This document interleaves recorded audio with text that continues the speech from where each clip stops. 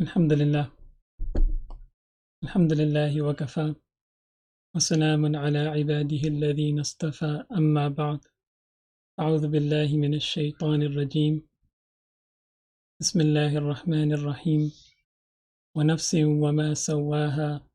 فألهمها فجورها وتقواها قد أفلح من زكاها وقد خاب من دساها سبحان ربك رب العزة عما يصفون وسلام على المرسلين والحمد لله رب العالمين اللهم صل على سيدنا محمد وعلى آل سيدنا محمد وبارك وسلم اللهم صل على سيدنا محمد وعلى آل سيدنا محمد وبارك وسلم اللهم صل على سيدنا محمد وعلى آل سيدنا محمد وبارك وسلم. So we've been discussing some of the metaphysics that govern fasting and the fact that there's like a tussle, there's like a battle that goes on within a person for their body, which is from alam al-khalq, or their soul, alam al-amr, and they have diametrically opposing qualities. One of them has animalistic qualities, the nafs or the body, and the soul has angelic qualities. It wants to do angelic things. It wants to worship Allah subhanahu wa ta'ala. It doesn't want to eat. It doesn't want to drink. It wants to be spiritual, basically, because it's from the spiritual realm. So we also discussed the fact that each one of them is nourished by something from its originating realm. For example, the body is nourished by things from the created realm. Food, the clothing that it gets, everything is from the created realm. It comes from the ground, etc. And the soul is nourished by spiritual things. It's nourished by the Quran, it's nourished by ibadah, it's nourished by dhikr, it's nourished by sadaqah, it's nourished by zakat, so on and so forth. So the question comes up as to how to maintain this balance that has to exist between the two of them so that a person can lead a healthy spiritual and physical life. And it would seem to a person that if this body of mine is so evil, right, it's so evil and it commands me towards bad, why should I even deal with it? Why shouldn't I just try to get rid of it altogether? Why shouldn't I just try to suppress it to the nth degree as much as possible? So that is a very valid question that may come up in a person's mind, because you might say, well, why should I try to sleep? Right? I should just try to sleep the bare minimum possible just to get along. If you take this thinking to its logical end, you end up in a very bad or extreme place. So what is the balance that needs to exist? I wanted to discuss that today. And I also wanted to discuss some of the terminology that the ulama use, the ulama of spirituality, and why there might be some confusion sometimes in people's mind as to what's being talked about as a result. So let's go to the PowerPoint.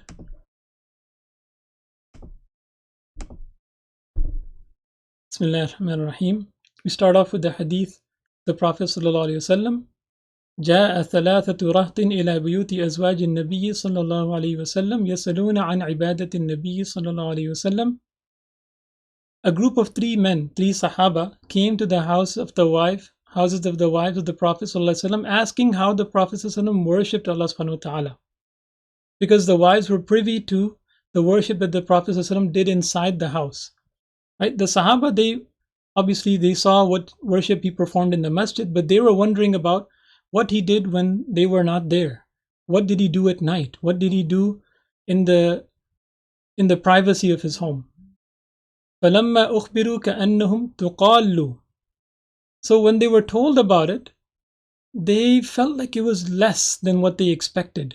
Right? They expected that perhaps he didn't sleep, perhaps he didn't eat, perhaps he was basically just literally flying.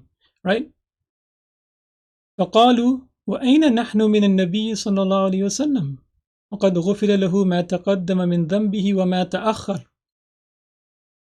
that compared to their worship, they felt that the Prophet ﷺ's worship should have been much more. So when it seemed, relatively in the same ballpark, they said, oh, but wait, where are we compared to the Prophet ﷺ when his past and futures have been forgiven? Right? We're sinners, so therefore we need to worship more. He needs to worship less, quote unquote less, because he's already been forgiven. And since we are sinners, we need to compensate for that by worshiping much more. Right? So this sort of enthusiasm arose in them. One of them said, قال أحدهم أما أنا فإني أصلي الليل أبدا. As for me, I am going to pray through the night forever. I'm always going to pray at night. I'm not going to go to sleep at night, basically. وقال آخر أنا أصوم الدهر ولا أفطر. I will fast forever. I will fast every single day, and I will never break my fast. In other words, I will keep fasting continuously every day. The third said, I will keep away from women. وقال آخر أنا أعتزل النساء فلا أتزوج أبدا. And I will not marry forever. So you see that desire that came in them to say, let me just crush this nafs as much as I can. This body of mine, I don't need this thing. It commands me towards evil. I just want to get rid of it. Its desires, I just want to crush them to the ground. Right? And this stems out of their desire to be as pious as possible. Subhanallah. فجاء رسول الله صلى الله عليه وسلم فقال أنتم الذين قلتم كذا وكذا. So when the Prophet ﷺ came, he said, are you the same people who said so and so? His wives obviously conveyed the message to him that the three Sahaba came and they said this and this. So he asked them, are you the ones that said this so and so? أما والله إني لأخشاكم لله وأتقاكم له. Subhanallah. By Allah, I am more submissive to Allah subhanahu wa ta'ala and more afraid of Him than you. لكني أصوم وأفطر وأصلي وأرقد وأتزوج النساء. Yet I fast and break my fast. Sometimes I fast, sometimes I don't fast. I do sleep and I also marry women. And this statement we should write on our hearts with ink of gold. فَمَنْ رَغِبَ عَنْ سُنَّتِي فَلَيْسَ مِنِّي. So he who does not follow my sunnah is not from me. He who turns away from my sunnah is not from me. So the sunnah of the Prophet ﷺ is to do these things. Right? But there's a certain limit that governs how much of this should be done. And this is what we're going to discuss in the next slide, inshallah. So you see, the Prophet ﷺ corrected this misconception that came in the minds of the Sahaba, that let me just crush all my desires and do the bare minimum. Whereas the goal is actually to perform the sunnah amount. And that is what leads to balance. Right? It is possible, most of us were on the side where our body is dominant, but it is possible to have the pendulum swing completely the other way, in which we go to the other extreme and try to overdo on the ibadah and neglect our body. So, for example, what is the sunnah amount to eat? This is a question that many spiritual aspirants want to know. Let's see the hadith of the Prophet ﷺ. ما ملأ آدمي وعاء شرا من بطن حسب الآدمي لقيمات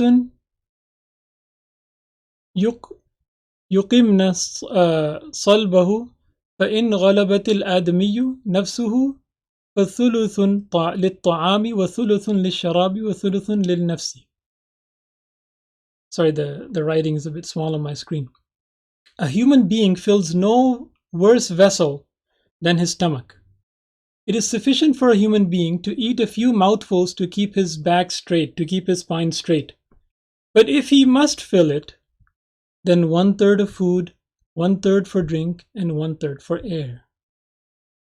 Now, this is the famous hadith that many people quote and say 1/3, 1/3, 1/3, brother, right? We should eat 1/3. But if you look at the hadith itself, you look at the wording of it, it's saying that you should eat enough so that you can be energized and you can continue on with your day-to-day life. Enough to keep your spine straight. That's what you should eat.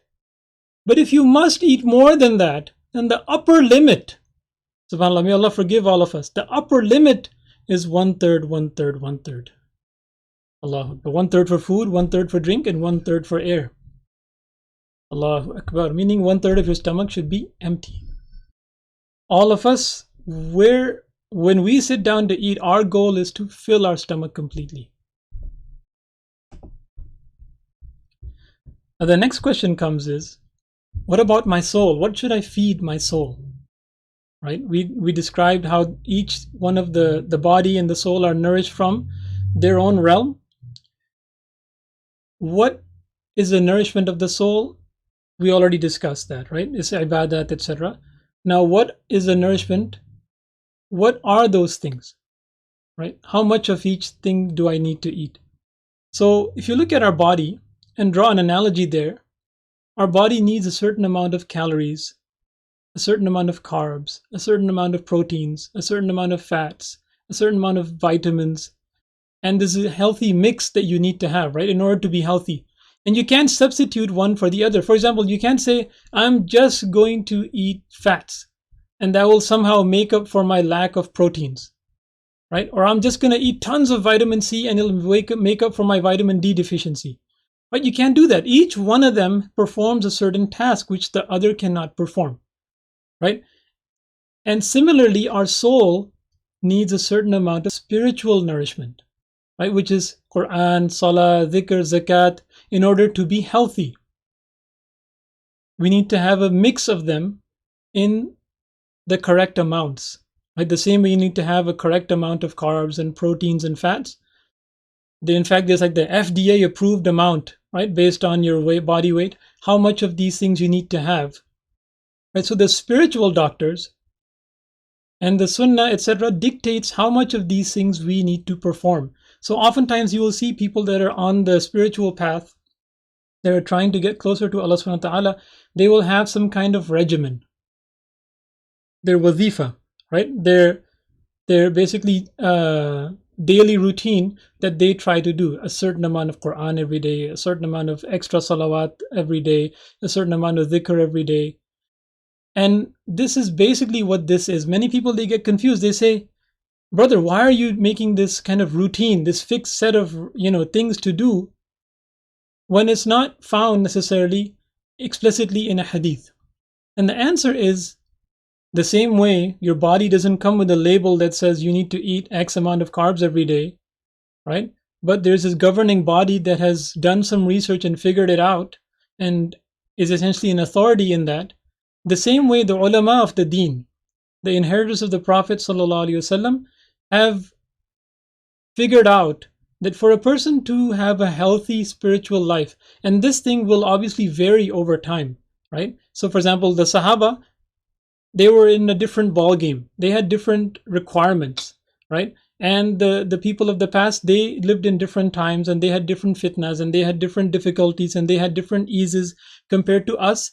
So the ulama of the time will tell the people what they feel is a healthy amount for them to have. And it's also based on personal capacity. One person is very good at reading Quran.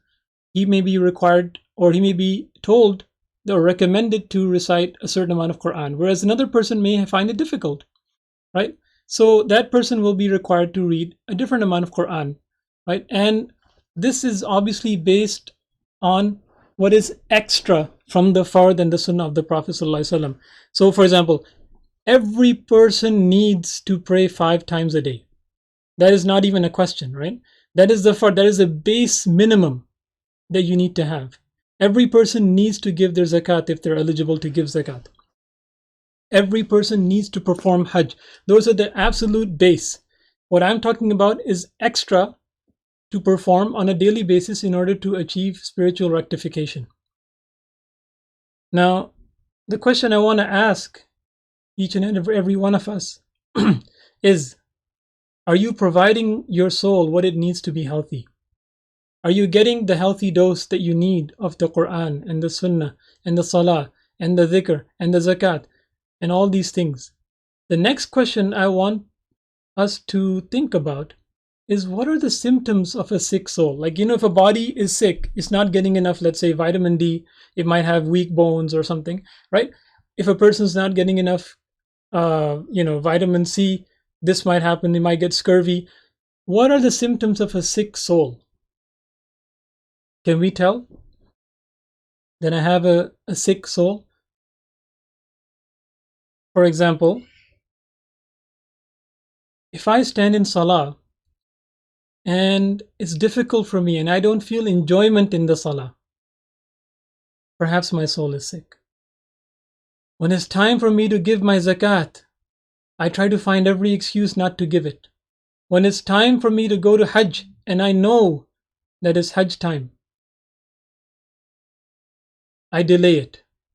I find it hard to wake up for Fajr. I find it hard to read more than a page or two of Quran every day. It's difficult. I don't find pleasure in it.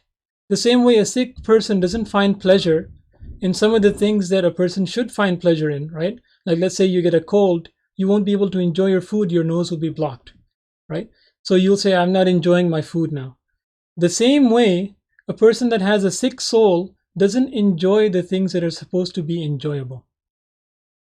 So, for example, silence, right?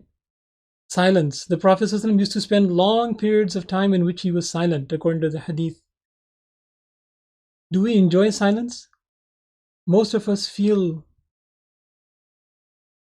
surprisingly disoriented, right? And say, hey, what's going on? I need some kind of input. I need some kind of, noise. I need some kind of sound in my ears all the time in order to feel okay. Actually, what's happening is when you're silent, and when it's silent around you, your soul is able to actually finally speak up and tell you, hey buddy, I'm sick. Do something. Give me what I need. But we're trying to ignore that. Your soul is telling you that it's sick. Right? Your soul is telling you that it's sick. When you're not able to enjoy silence and peace and quiet, it's a sign. I remember a person at work, he always had headphones on. He's going to the bathroom, he's got his headphones on. He's going here and there, he's always got his headphones on. He's like, what are you listening to, right? It's like, I just feel so, lonely, right? And what do you think is going to be like in your grave? It's going to be silent. It's going to be very quiet. If you don't enjoy it, you might not enjoy that time. Na'udhu billah. So may Allah subhanahu wa ta'ala allow us all to be able to provide our soul what it needs in order to be healthy. May He allow us to find spiritual doctors that can tell us what our soul needs and what is being deprived of, so we can make up of those deficiencies. Inshallah, tomorrow we will continue on with the discussion of the nafs and so on and so forth. Please make dua for this fool, and make sure you remember the ummah of the Prophet ﷺ in your du'as before iftar. Akhir da'wana and alhamdulillahi rabbil alamin.